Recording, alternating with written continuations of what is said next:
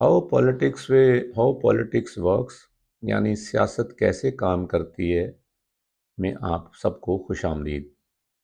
میں سیاسیات کا ایک استاد ہونے کے ناطے یہ سمجھتا ہوں کہ کچھ ایسے موضوعات ہیں جنہیں صرف سیاستدانوں یا محققین ہی کو نہیں بلکہ ہر باشعور شہری کو سمجھنا چاہیے۔ آج کا موضوع انہی میں سے ایک ہے، کیونکہ سیاست کی دنیا تیزی سے بدل رہی ہے۔ صدیوں تک سیاسی طاقت کا اندازہ فوج کی طاقت، معیشت کی مضبوطی یا کسی ملک کے زیر قبضہ علاقے سے لگایا جاتا تھا۔ مختلف ممالک زمین، قدرتی وسائل اور اہم جغرافیائی مقامات کے لیے جنگیں لڑتے تھے، لیکن جنگیں لڑنے کا یہ محاذ آج بدل چکا ہے۔ یہ محاذ نہ تو نظر آتا ہے، نہ اس کی کوئی سرحد ہے، نہ اس میں کوئی ٹینک ہے، نہ لڑاکا طیارے اور نہ ہی میزائل۔ اس کے باوجود ممکن ہے کہ یہ انسانی تاریخ کا سب سے طاقتور میدان جنگ بن جائے، اور وہ میدان جنگ ہے انسانی ذہن۔ آج کا ہمارا یہ ویڈیو ادراکی خود مختاری یعنی کوگنیٹیو سورنٹی کے بارے میں ہے، یعنی انسان کی یہ صلاحیت کہ وہ کسی پوشیدہ ذہنی اثر یا خفیہ دباؤ کے بغیر آزادانہ سوچ سکے۔ ہم یہ بھی سمجھنے کی کوشش کریں گے کہ کیوں بہت سے سیاسی ماہرین کا خیال ہے کہ آنے والے زمانے میں انسانی ذہن کا تحفظ قومی سرحدوں کے تحفظ جتنا اہم ہو جائے گا۔ لیکن اس سے پہلے کہ ہم آگے بڑھیں، میں ایک بات بالکل واضح کرنا چاہتا ہوں کہ یہ لیکچر کسی خفیہ دماغی کنٹرول مشین یا سائنس فکشن پر مبنی سازشی کہانیوں کے بارے میں نہیں ہے، بلکہ یہ اس بات کا جائزہ ہے کہ نفسیات، نیورو سائنس، سیاسی ابلاغ اور جدید ٹیکنالوجی ہمیں کس طرح سے یہ سمجھاتی ہے کہ معلومات اور پیغامات عوام کی سوچ، رویوں اور فیصلوں کو کس حد تک متاثر کر سکتے ہیں۔ ایک ذمہ دار شہری ہونے کے ناطے ہمیں نہ تو ہر سنسنی خیز دعوے پر فوراً یقین کرنا چاہیے اور نہ ہی ہر نئے خیال کو بغیر غور کیے رد کرنا چاہیے۔ ہماری ذمہ داری ہے کہ ہم ثبوت، دلیل اور تنقیدی سوچ کی بنیاد پر یہ سمجھیں کہ سیاست حقیقت میں کیسے کام کرتی ہے، کیونکہ اگر کوئی طاقت کروڑوں لوگوں کے خیالات، خوف، اعتماد، امیدوں یا نفرت کو متاثر کر سکتی ہے تو وہ انتخابات، حکومتی پالیسیوں، بین الاقوامی تعلقات اور یہاں تک کہ پوری قوم کے مستقبل پر بھی اثر انداز ہو سکتی ہے۔ لہٰذا آج میں آپ کو دعوت دیتا ہوں کہ میرے ساتھ ایک طالب علم کی حیثیت سے یا سیکھنے والے کی حیثیت سے سوال کریں، اپنے پہلے سے موجود خیالات کو چیلنج کریں، ہر دعوے کو دلیل اور شواہد کی روشنی میں پرکھیں، کیونکہ ممکن ہے کہ آنے والے دور میں قومی خود مختاری کی سب سے بڑی جنگ سرحدوں پر نہ لڑی جائے، بلکہ یہ جنگ ہمارے ذہنوں کے اندر موجود کہانیوں، خیالات اور تصورات پر اختیار حاصل کرنے کے لیے لڑی جائے۔ تو آئیے آج کے اس سیشن کا آغاز کرتے ہیں۔ دوستو، آج ہم ایک ایسی جنگ کے بارے میں بات کر رہے ہیں جو زمین، ہوا یا سمندر میں نہیں لڑی جا رہی۔ یہ جنگ ڈرونز، ٹینکوں یا میزائلوں سے نہیں لڑی جاتی ہے۔ یہ جنگ اس وقت بالکل خاموشی سے آپ کے ذہن کے اندر ہی لڑی جا رہی ہے۔ یہ جنگ کوگنیٹیو سوورنٹی یعنی فکری اور ذہنی خود مختاری کے لیے ہے، جس کا مقصد انسان کے لاشعور سب کانشیس کو نشانہ بنا کر اور دماغی اشاروں کو ہتھیار بنا کر قومی بیانیوں پر قبضہ کرنا ہے۔ ذرا اس پر غور کریں، آپ کے خیالات، آپ کی سوچ اور دنیا کے حالات یا سیاست پر آپ کا فوری جذباتی رد عمل، اس میں سے کتنا حصہ واقعی آپ کے اپنے آزاد دماغ کا نتیجہ ہے؟ کیا ہوا اگر 2026 کا سب سے خطرناک میدان جنگ کوئی سرحدی علاقہ نہیں بلکہ آپ کی کھوپڑی کے اندر موجود دماغ ہو؟ یہ سمجھنے کے لیے ہم یہاں تک کیسے پہنچے، ہمیں پہلے یہ دیکھنا ہوگا کہ پچھلی ایک صدی میں جنگوں کا انداز کیسے بدلا۔ ماضی میں جنگیں جسمانی یا طاقت کی بنیاد پر لڑی جاتی تھیں۔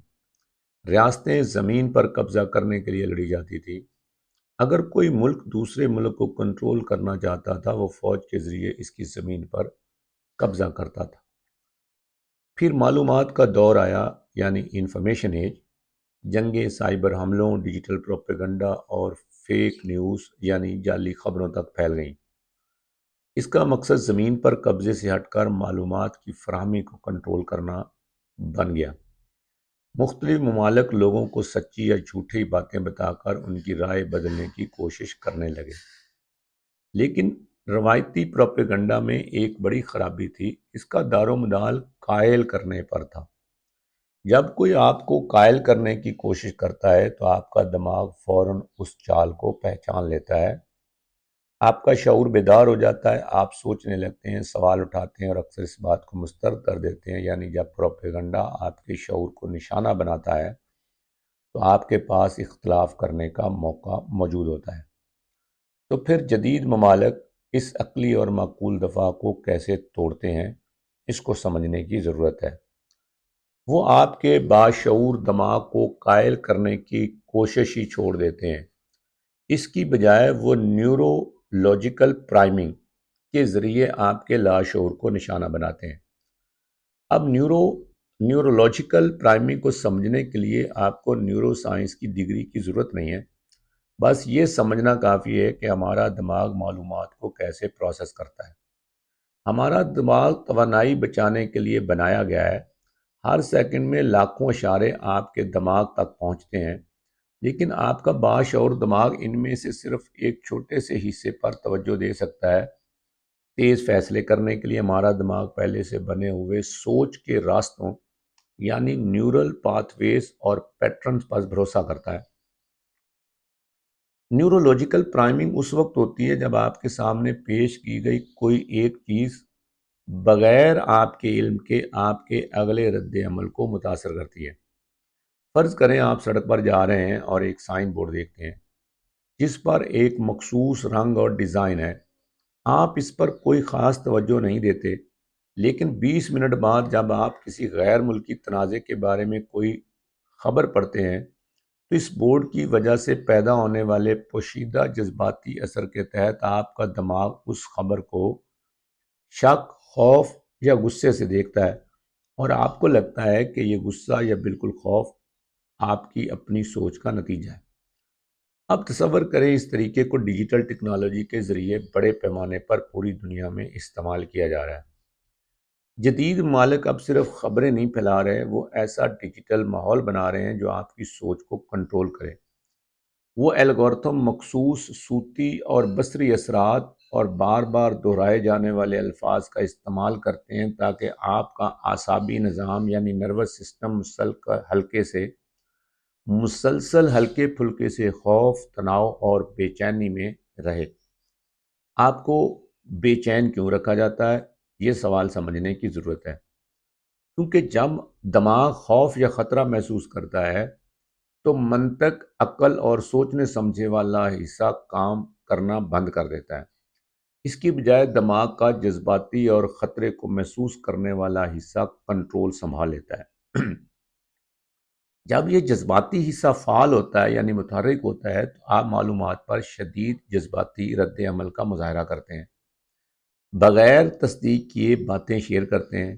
آپ چیزوں کو سمجھنے کی بجائے دنیا کو صرف سیاہ اور سفید، اچھے یا برے کی جنگ کے طور پر دیکھنے لگتے ہیں۔ یہیں سے وہ مسئلہ شروع ہوتا ہے جسے ہم فکری اور خود مختاری سوورنٹی کا خاتمہ کہتے ہیں۔ ماضی میں خود مختاری کا مطلب یہ تھا کہ ایک ملک کو اپنی سرحدوں اور حکومت پر کنٹرول ہو، لیکن فکری یعنی سوچ کی خود مختاری کا مطلب یہ ہے کہ ایک شہری اپنے خیالات اور سوچ کا خود مالک ہو اور کسی غیر ملکی نفسیاتی دوڑ کا گٹھ جوڑ نہ بنے۔ جب کوئی غیر ملکی طاقت کسی دوسرے ملک کے لاکھوں شہریوں کے لاشعور کو کامیابی سے متاثر کر لیتی ہے تو اسے اس ملک کو کمزور کرنے کے لیے ایک بھی میزائل چلانے کی ضرورت نہیں پڑتی، اسے حکومت گرانے کی ضرورت نہیں پڑتی، انہیں بس عوام میں شدید تفریق پیدا کرنی ہوتی ہے، اپنے ہی اداروں پر ان کا اعتماد اٹھانا ہوتا ہے یا انہیں ہر اہم مسئلے پر بے حس بنانا ہوتا ہے۔ وہ بغیر کسی جنگ کے اندر سے قوم کی سوچ کے راستوں کو دوبارہ لکھ دیتے ہیں، یعنی سوچ کے پیٹرن دوبارہ تحریر کرتے ہیں۔ ذرا دیکھیے یہ جدید عالمی سیاست میں کیسے کام کرتا ہے۔ پرانے زمانے میں کوئی دشمن ملک کسی دوسرے ملک کے الیکشن میں مداخلت کے لیے فنڈنگ کرتا تھا یا جھوٹی خبریں چلاتا تھا۔ آج کی حکمت عملی اس سے زیادہ کہیں گہری ہے۔ دشمن کو اس سے فرق نہیں پڑتا کون سا سیاسی رہنما جیتے۔ ان کا مقصد الیکشن کا نتیجہ نہیں بلکہ عوام کے دماغ کی ساخت کو بدلنا ہے۔ وہ سوشل میڈیا پر اتنا جذباتی مواد بھر دیتے ہیں کہ عقلی بحث کرنا ذہن کے لیے تھکا دینے والا کام بن جاتا ہے۔ دماغ اس ذہنی تھکاؤ سے بچنے کے لیے اپنے ہی جیسے لوگوں کے گروپوں اور شدت پسندانہ سوچ میں پناہ تلاش کرتا ہے۔ لوگ سمجھتے ہیں کہ وہ اپنے سیاسی نظریات، اپنی آزادی یا اپنے ملک کے لیے لڑ رہے ہیں، لیکن حقیقت میں وہ اس نفسیاتی ڈرامے کا کردار ادا کر رہے ہوتے ہیں جو ان سے ہزاروں میل دور بیٹھ کر کسی دوسرے ملک نے ان کا ڈیٹا دے کر ڈیزائن کیا تھا۔ آپ کا دماغ ایک ایسا ہتھیار بن جاتا ہے جسے غیر ملکی طاقتیں آپ کے اپنے ہی معاشرے کے اندر سے تباہ کرنے کے لیے استعمال کرتی ہیں۔ یہ ایک خوفناک سوال اٹھاتا ہے کہ اگر ہمارے لاشعور کو مسلسل نشانہ بنایا جا رہا ہے تو کیا ہم کبھی یہ یقین سے کہہ سکتے ہیں کہ ہماری رائے واقعی ہماری اپنی ہے؟ جب آپ کو کسی ٹرینڈنگ ٹاپک پر اچانک شدید غصہ آتا ہے تو کیا وہ آپ کا اپنا اخلاقی نظام ہے یا یہ پچھلے 3 ہفتوں سے الگورتھم کے ذریعے فراہم کیے گئے مواد کا نتیجہ؟ دوستو، خوفناک سچ یہ ہے کہ ہم میں سے اکثر لوگ اس کا شکار ہیں، ہم مانیں یا نہ مانیں۔ ہمارا غرور یعنی اپنا ایروگینس اس بات کو ماننے سے انکار کر دیتا ہے کہ ہمیں کوئی کنٹرول کرتا ہے۔ ہم یہ سوچنا پسند کرتے ہیں کہ ہم بہت عقل مند اور سمجھدار ہیں، ہمیں تو کوئی استعمال ہی نہیں کر سکتا، اور یہی غرور ہمیں مزید آسان ہدف بنا دیتا ہے۔ جس لمحے آپ یہ فرض کر لیتے ہیں کہ آپ کو بیوقوف نہیں بنایا جا سکتا، اسی لمحے آپ سب سے آسانی سے بیوقوف بنتے ہیں۔ تو پھر ہم اس غیر مرئی جنگ میں اپنے دماغ کا دفاع کیسے کریں؟ یہ سوال سمجھنے کی ضرورت ہے۔ سب سے پہلے ہمیں یہ سمجھنا ہوگا کہ صرف فیکٹ چیکنگ یعنی حقائق کی تصدیق کافی نہیں ہے۔ حقائق کی تصدیق بہت دیر سے ہوتی ہے۔ یہ اس وقت ہوتی ہے جب بات باشعور دماغ تک پہنچ چکی ہوتی ہے، لیکن اگر لاشعور میں پہلے ہی خوف یا نفرت بھر دی گئی ہو تو کوئی سچائی یا فیکٹ چیک آسانی سے انسان کی رائے نہیں بدل سکتا۔ اس کی بجائے فکری خود مختاری حاصل کرنے کے لیے ذہنی صفائی کی ضرورت ہے، یعنی نیورولوجیکل ہائیجین کی ضرورت ہے۔ یہ سمجھنے کی ضرورت ہے کہ اس کا مطلب ہے کہ معلومات حاصل کرتے وقت انسان کو اپنے جذباتی رد عمل کا سخت اندازہ ہونا چاہیے۔ جب آپ فون استعمال کرتے ہوئے اچانک شدید غصہ، خوف یا جذباتی ہلچل محسوس کریں تو رک جائیں۔ وہی لمحہ آپ کے ذہن کو کنٹرول کرنے کا دروازہ ہے۔ بڑے پیمانے پر اب ممالک کو بھی یہ اندازہ ہو رہا ہے کہ سائبر سیکیورٹی کا مطلب صرف power grids, multi networks یا بینکوں کی حفاظت کرنا نہیں ہے۔ 2026 میں اصل سائبر سیکیورٹی کا مطلب کوگنیٹو سیکیورٹی ہے، یعنی اپنے شہریوں کے ذہنوں کو غیر ملکی نفسیاتی حملوں سے بچانا۔ ہم انسانی تاریخ کے ایک اہم موڑ پر کھڑے ہیں۔ ہم ایک ایسے دور میں داخل ہو رہے ہیں جہاں ٹیکنالوجی اور انسانی ذہن کے درمیان کا فاصلہ تقریباً ختم ہو چکا ہے۔ دماغ کو پڑھنے، توجہ کو کنٹرول کرنے اور انسانی رویوں کی پیشین گوئی کرنے والے ٹولز روز بروز خطرناک حد تک جدید ہو رہے ہیں۔ اگر ہم نے اپنی فکری خود مختاری کی حفاظت خود نہ کی، اگر ہم نے اپنی توجہ اور اپنے جذبات پر خود کنٹرول نہ رکھا تو کوئی اور آ کر ان پر کنٹرول قائم کر لے گا۔ آپ کے ذہن کی جنگ شروع ہو چکی ہے۔ آپ کے دماغ کا گرے میٹر عالمی طاقت کی نئی سرحد ہے۔ اب سے ہر دن آپ کو خود سے صرف ایک سادہ سا سوال پوچھنا ہے: کیا آپ واقعی اپنے دماغ سے اپنی سوچ رہے ہیں، یا آپ صرف وہ پروگرام چلا رہے ہیں جو کسی اور نے آپ کے لیے لکھا ہے؟ سننے کا شکریہ۔